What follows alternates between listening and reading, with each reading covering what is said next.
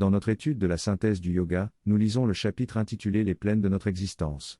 Aurobindo explique que si notre poursuite spirituelle vise à réaliser et manifester le divin dans la vie, alors toutes les gradations de conscience, du plus spirituel au plus matériel, doivent être éveillées à la présence divine.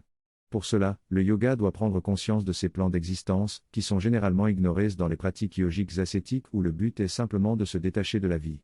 Nous avons déjà étudié les caractéristiques de la volonté, du monde matériel et du monde vital, ainsi que les influences considérables que le monde vital a sur le matériel et sur nos vies. Sri Aurobindo soulève 3 questions importantes. Pourquoi ne sommes-nous pas normalement conscients de tout ce qui nous entoure et nous impacte? Pourquoi ne sommes-nous pas conscients de la vie intérieure des autres autour de nous? Et pourquoi ne sommes-nous pas conscients de la plus grande partie de notre être, qui est subconsciente? Sri Aurobindo explique que cela est dû au fait que nous utilisons principalement nos sens corporels et que nous vivons essentiellement dans notre corps, notre vitalité et notre esprit physique. Cependant, ce n'est pas par l'intermédiaire de ces sens corporels que le monde vital entre en contact avec nous. Il précise que ces sens corporels sont associés à une perception matérielle, alors qu'il existe d'autres sens non corporels qui sont davantage liés à la perception de l'invisible. Aurobindo abordera ce sujet plus en détail dans un chapitre ultérieur sur la perception sensorielle supplémentaire. Dans ce texte, l'auteur explore le concept de la perception et affirme que c'est l'esprit qui voit, entend et ressent, et non les organes physiques. Les organes sensoriels ne font que traduire les signaux perçus pour que l'esprit puisse les interpréter.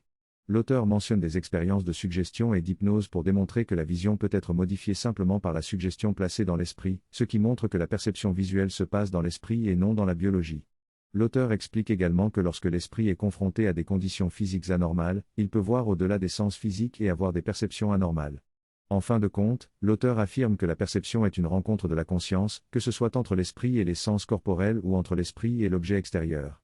Lorsque la perception est résolue en conscience pure, sans les sens physiques, elle devient plus complète et directe. L'auteur mentionne également des cas de capacité de perception accrue par le sens de l'ouïe chez les personnes aveugles, lorsque le cerveau s'adapte pour percevoir à travers d'autres moyens. Il termine en évoquant l'exemple d'une personne née aveugle qui pouvait voir sans que personne ne puisse expliquer pourquoi, suggérant que l'esprit peut contourner les organes physiques pour percevoir directement. La perception est un phénomène qui ne dépend pas seulement de nos sens corporels. Notre esprit est capable d'une perception directe de l'esprit lui-même, sans avoir besoin de support physique. Par exemple, notre peau peut ressentir la lumière et notre esprit peut interpréter les images même si la qualité de la transmission est mauvaise. De même, lors d'un chat vidéo ou d'une communication téléphonique, nos émotions peuvent se connecter avec celles de l'autre personne, ce qui montre que la perception ne se limite pas seulement à la vue. Chaque niveau de conscience a sa propre qualité de perception, que ce soit au niveau physique, émotionnel, mental ou spirituel. En fin de compte, la perception est une rencontre de la conscience avec la conscience, et chaque rencontre a une qualité perceptuelle distincte. Ces rencontres peuvent se produire à travers nos sens corporels, nos émotions ou des perceptions plus profondes. Notre capacité à percevoir va au-delà de nos sens corporels et se développe à tous les niveaux de conscience, du plus physique au plus spirituel. Nous recevons actuellement des fréquences qui passent à travers nous. Ce que nous percevons dépend de notre niveau de conscience. Dans la conscience physique, nous sommes en contact avec la matière physique. Dans la conscience émotionnelle, nous ressentons les émotions des autres. Dans la conscience de la pensée, nous nous accordons naturellement avec les pensées des autres. En approchant la conscience psychique, nous nous accordons avec les vibrations psychiques et la présence des autres. À mesure que nous montons dans les niveaux de conscience, nous percevons les choses à une plus grande profondeur. En ce qui concerne les sens, il existe de nombreux autres sens au-delà des sens corporels. Il y a une perception sensorielle dans chaque partie de notre conscience. Nous sommes généralement inconscients de cela ou nous ne le percevons que superficiellement. Par exemple, nous pouvons ressentir l'humeur de quelqu'un avant même de le regarder. Cela montre qu'il y a des niveaux de conscience en nous qui peuvent influencer notre conscience de surface. En utilisant uniquement nos sens corporels, nous limitons notre perception du monde subtil. L'autre obstacle à la perception est que nous vivons principalement dans notre corps physique, notre vitalité physique et notre esprit physique. Ces 3 aspects sont étroitement liés au corps physique. Par conséquent, nous avons l'impression de penser dans notre cerveau et d'être limités par notre biologie. Cependant, lorsque nous atteignons un état de hauteur, que ce soit à travers la consommation de drogue ou un état émotionnel élevé, nous ressentons la libération de ces limites physiques. La même chose se produit avec notre énergie vitale, qui est étroitement liée à notre corps physique.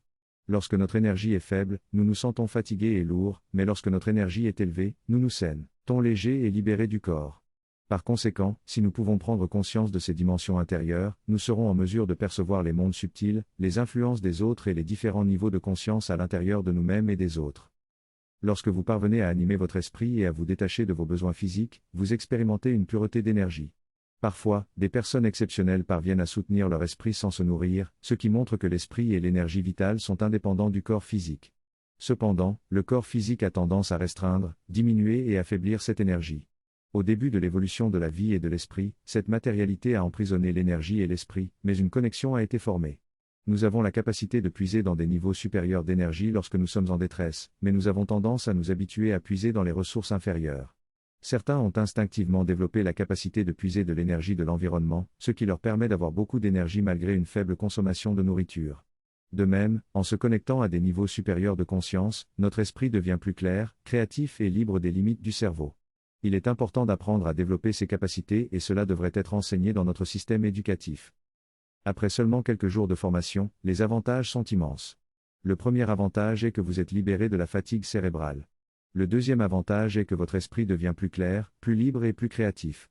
Ceux qui ont l'habitude de se détacher instinctivement de leur cerveau ont une plus grande aisance cognitive que ceux qui sont constamment absorbés par leurs pensées. Si une personne est entraînée à se détacher de son cerveau, son intelligence augmentera d'au moins 10 points en quelques jours ou semaines, et son intuition accrue pourra même ajouter 10 points supplémentaires. L'intelligence n'est pas le résultat du cerveau, mais le cerveau peut être un facteur limitant pour notre intelligence. Nous sommes capables de nous détacher du cerveau, mais nous ne le faisons pas par habitude ou manque de formation. Un environnement qui décourage la pensée supérieure peut également limiter notre faculté de penser de manière créative. Pour vivre pleinement dans notre vitalité et notre esprit, il suffit de changer notre focalisation. Au lieu de se concentrer uniquement sur le corps et l'esprit physique, il faut prendre conscience de notre vitalité et de notre esprit libéré de ses contraintes. Ce changement de perspective nous permettra de vivre plus consciemment dans notre corps mental et vital, qui sont plus libres et clairs. En vivant principalement dans notre corps physique, notre vitalité et notre esprit, nous ne sommes pas en mesure de recevoir directement les influences du monde extérieur. Les énergies vitales et mentales qui entrent dans notre corps doivent passer par ces aspects physiques avant d'apparaître à notre conscience, de manière fragmentée.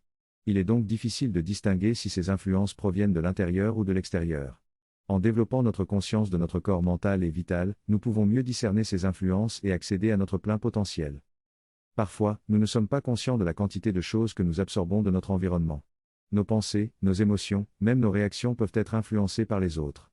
Cela peut être le cas lorsque nous sommes assis à côté de quelqu'un dans le bus et que ses pensées ou son état émotionnel nous affectent, ou lorsque nous nous retrouvons dans un environnement de travail où la colère ou la dépression semblent se propager. Il arrive parfois que quelqu'un se déverse sur nous avec sa colère, puis nous nous retrouvons à faire la même chose avec quelqu'un d'autre pour nous en débarrasser. Tout cela montre que nous sommes souvent inconscients de ce que nous absorbons et pouvons même agir de manière irrationnelle sans le réaliser. Cependant, une fois que nous prenons conscience de cela, nous pouvons prendre des mesures pour nous protéger et être plus conscients de nos réactions. Dans cet extrait, l'auteur discute de la complexité du domaine émotionnel et mental, soulignant que même si nous prenons conscience de nos facettes mentales et vitales, il y a encore beaucoup de choses qui se produisent dans les profondeurs subliminales de notre être dont nous ne sommes pas conscients. L'auteur décrit le corps vital comme une enveloppe fluide qui entoure le corps physique, s'étendant à l'infini dans le monde vital. De même, il existe une enveloppe mentale qui s'étend également au-delà du corps physique. Ces enveloppes sont en constante interaction et interdépendance, influençant notre bien-être physique, mental et émotionnel. L'auteur mentionne également que des liens émotionnels forts avec d'autres personnes peuvent être perçus comme des cordons qui se prolongent depuis le corps vital. En comprenant cet aspect complexe de notre être, nous pouvons développer une meilleure compréhension de nous-mêmes et de notre relation avec le monde extérieur. Dans cet extrait, l'auteur aborde la notion de corps subtil ou mental chic dans la tradition du yoga. Il explique que notre véritable être mental réside dans ce corps subtil, distinguant du faux mental qui est lié au corps physique et aux besoins matériels. Ce corps subtil est influencé par nos émotions et notre attachement aux intérêts personnels. Il possède une substance mentale qui, lorsqu'elle pénètre le corps physique, devient lourde et terne, donnant lieu à des pensées limitées et répétitives.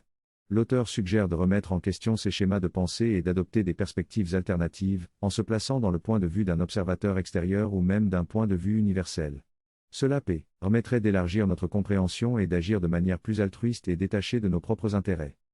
L'équilibre est nécessaire dans l'univers, mais il est également impliqué une notion d'infini, avec une abondance partout. Parfois, il faut faire quelque chose sans en attendre de gain personnel. Cela modifie notre perspective et nous amène à considérer les choses d'un point de vue universel. Cela permet de développer des relations et des valeurs plus profondes.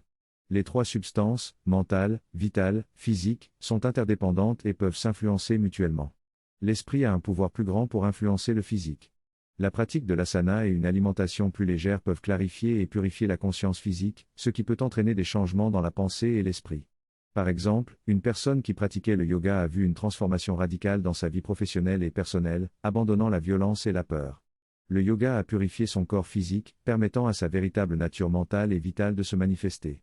Chacun peut avoir des changements plus ou moins significatifs en fonction de son développement mental et vital. Dans cet extrait, l'auteur aborde le concept de l'importance du corps physique dans la réalisation spirituelle. Il affirme que le corps physique a sa propre existence et caractère, qui influence le développement des autres aspects de l'être. Lorsque le corps physique est purifié et clarifié, il devient une base solide pour les autres niveaux de conscience. Il mentionne également que le corps physique possède une inertie et une résistance au changement, mais qu'il peut être un ancrage et une défense contre les influences négatives. L'auteur souligne également l'importance du corps subtil, où réside le véritable être mental.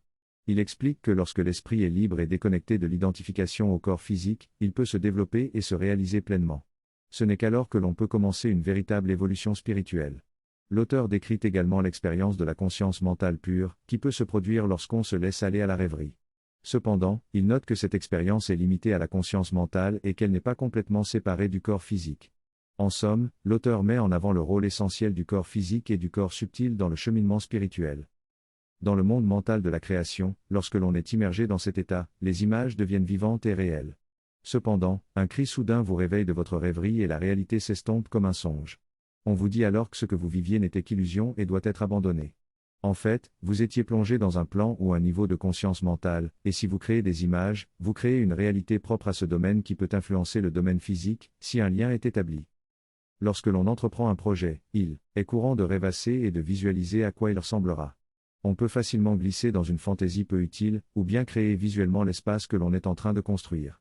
On peut ainsi créer un environnement, percevoir mentalement tous les détails comme ferait un architecte ou un ingénieur, et même imprimer certaines qualités de conscience dans cet espace. Il ne s'agit pas seulement d'une idée dans la tête, mais d'une empreinte réelle dans l'espace physique où l'on souhaite construire.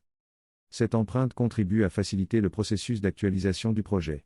Par exemple, on se tient sur le site où le bâtiment sera construit, on visualise les pièces et les espaces, on y imprègne certaines intentions, et cela aide à concrétiser le projet. Lorsque la mère était encore au premier stade de l'émergence de la matrimandière, quelqu'un fit un rêve dans lequel il vit la forme du matrimandière. Lorsque cela fut mentionné à la mère, elle confirma qu'il avait vu ce qui était encore à venir, car dans sa conscience créative, des formes avaient déjà été construites, bien qu'encore fluides en raison de la nature de la substance mentale. La création était déjà présente dans un niveau de conscience supplémentaire, ce qui garantissait son succès physique, car dans cette conscience supplémentaire, il y a une effectuation automatique à laquelle rien ne peut résister. Les rêves, les pensées et les émotions peuvent également avoir un impact sur notre santé physique. Par exemple, des peurs répétées provoquent une contraction de l'estomac, qui à son tour contracte les énergies, affectant ainsi les processus biologiques. Les nœuds dans nos pensées deviennent des nœuds dans notre énergie, qui deviennent des nœuds dans notre corps physique. Notre corps mental, où réside notre véritable être mental, est la couche subtile dans laquelle notre esprit et notre conscience ont une influence et une liberté totale. Lorsque nous rêvons, par exemple, notre corps mental peut se séparer et se percevoir comme une entité distincte. Il peut prendre différentes formes, flotter, voler et percevoir les mondes mentaux, vitaux et même physiques, en fonction du niveau de substance où il entre. Il est possible de vivre l'expérience de se sentir flotter hors du corps, de voir son corps physique allongé sur le lit, puis de traverser les murs ou le plafond, car ces obstacles n'ont pas la même substance que le monde mental. On peut également créer un champ mental dans lequel certaines énergies mentales ne peuvent pas entrer. Ainsi, nos pensées et notre conscience ont une influence réelle sur notre réalité matérielle. Dans cet extrait, l'auteur parle de différentes couches ou chais de notre être, notamment le corps mental et le corps vital. Le corps mental est un domaine où les pensées négatives sont repoussées spontanément afin d'empêcher les qualités mentales négatives d'y pénétrer. C'est là que notre vrai être mental réside et notre expérience mentale peut être très différente de notre expérience mentale physique. Par exemple, une personne avec une lésion cérébrale qui ne peut pas parler peut toujours s'exprimer librement dans son corps mental. Cependant, lorsque cette personne revient dans son corps physique, elle est incapable de parler en raison des dommages dans la partie du cerveau qui les relie à la parole. Cependant, la connexion émotionnelle au langage peut encore fonctionner, comme on le voit souvent chez les personnes qui chantent même si elles ne peuvent pas parler. L'auteur souligne également l'importance de comprendre ces différentes couches de notre être afin de concevoir des thérapies et de développer de nouvelles possibilités pour nous-mêmes. Il explique également que le corps physique est appelé Annamaya Kosha en yoga car il est lié à la nourriture et à la nature matérielle. Les différentes couches de notre être ont des caractéristiques distinctes, par exemple, dans le monde vital, la vie est immortelle et change de forme, tandis que dans le monde physique, la vie doit se nourrir d'autres formes de vie pour survivre, créant ainsi une chaîne alimentaire. Cependant, la notion d'immortalité est également présente, car la vie est toujours présente mais les formes de vie doivent mourir pour donner naissance à d'autres formes de vie. Cette idée est symbolisée par le serpent mangeant sa propre queue, qui représente la vie enchaînée dans la matière et la nécessité de se dépasser constamment pour évoluer. Dans cet extrait, l'auteur aborde le concept du cocher food sheet dans le domaine physique, qui est appelé ainsi en raison de sa caractéristique distinctive. Le vital body est étroitement lié au corps physique, ainsi qu'à l'esprit, et il joue un rôle central dans le contrôle de l'esprit et du corps physique. Le nœud de l'ego se trouve dans le vital body et il est responsable des instincts primaires et des réactions émotionnelles. L'auteur explique également comment l'énergie vitale peut être canalisée à l'aide d'exercices simples de respiration pour augmenter la vitalité. Cependant, il faut également maintenir un équilibre avec la quantité d'énergie vitale entrant dans le corps physique pour éviter les perturbations ou les excès d'énergie. Dans le corps vital, l'énergie circule librement et a ses propres tendances distinctes. Lorsqu'elle se manifeste sous la forme d'une forme physique, elle prend des formes distinctes correspondant aux 5 sens. La première opération importante est appelée prana et consiste à absorber la force de vie dans le corps par la respiration. L'expulsion de l'énergie est appelée apana et se manifeste également par des moyens tels que les larmes et les émotions. Entre les deux, il y a un équilibre appelé samana, qui régule la quantité d'énergie absorbée et expulsée. Ce maintien de l'équilibre a un impact physique et psychologique sur le métabolisme. Il permet également d'ajuster notre état d'esprit et l'équilibre des énergies. En contrôlant ces flux d'énergie, il est possible d'élever la conscience et de passer d'un état de sommeil à un état d'éveil. Ce mouvement ascendant est soutenu par des exercices de pranayama qui intensifient cette énergie ascendante. Ils permettent d'atteindre une clarté mentale et une conscience plus profonde. Dans ce passage, l'auteur parle de l'importance de la conscience et de l'énergie vitale dans la pratique du yoga. L'élévation de la conscience vers des états supérieurs est rendue possible grâce à l'expansion de la conscience et à la direction de l'énergie vitale dans le corps. Cette énergie vitale, appelée vijnana, peut être utilisée pour de nombreux buts, tels que l'anesthésie d'une partie du corps, l'accélération de la guérison ou l'intensification de l'engagement avec le monde extérieur. L'auteur explique que la manipulation de l'énergie vitale est essentielle pour éveiller la conscience et maîtriser le corps et l'esprit. Les 5 fonctions corporelles, liées à l'énergie vitale, sont expliquées comme étant le lien entre le physique et le vital, permettant ainsi de contrôler la conscience physique et d'accéder à des dimensions supérieures de l'être. L'auteur mentionne également l'importance des chakras dans ce processus. En résumé, l'auteur met en avant l'importance de la conscience et de l'énergie vitale dans la pratique du yoga pour l'éveil et la maîtrise de soi. Dans cette synthèse, il est expliqué que nos organes physiques et les plexus de notre vie physique et mentale sont interconnectés. Les organes physiques sont influencés par les plexus, tandis que les plexus sont responsables de relier le corps physique, vital et mental. Les plexus sont des points de connexion importants entre ces différents aspects du corps. Ils peuvent être considérés comme des centres d'énergie qui permettent le flux d'énergie entre les différents corps subtils. Il y a aussi des centres secondaires et tertiaires dans le corps, tels que la paume des mains et les bouts des doigts, qui sont sensibles aux énergies. Ces centres peuvent être stimulés ou activés par des techniques telles que l'acupuncture ou l'acupression. Lorsque ces centres sont ouverts, nous sommes plus conscients des dimensions subtiles de la vie et nous pouvons développer des facultés extraordinaires. Dans le cadre du yoga intégral, il est dit que la conscience spirituelle doit pénétrer ces différentes dimensions et les transformer afin d'atteindre un développement personnel et une expérience plus complète du monde. La vie que nous menons dans notre corps physique est limitée et ne nous permet pas une expérience complète de l'univers. Cependant, nous possédons également des corps subtils qui nous connectent à d'autres mondes et à une réalité plus profonde. Ces corps subtils nous permettent d'avoir une compréhension plus intime des vérités et des faits du monde matériel. Il est donc essentiel de développer ces corps subtils afin de vivre pleinement sur d'autres plans d'existence. Notre évolution consiste à éveiller et à exploiter les pouvoirs et les capacités de ces corps subtils pour avoir une expérience plus complète de l'univers.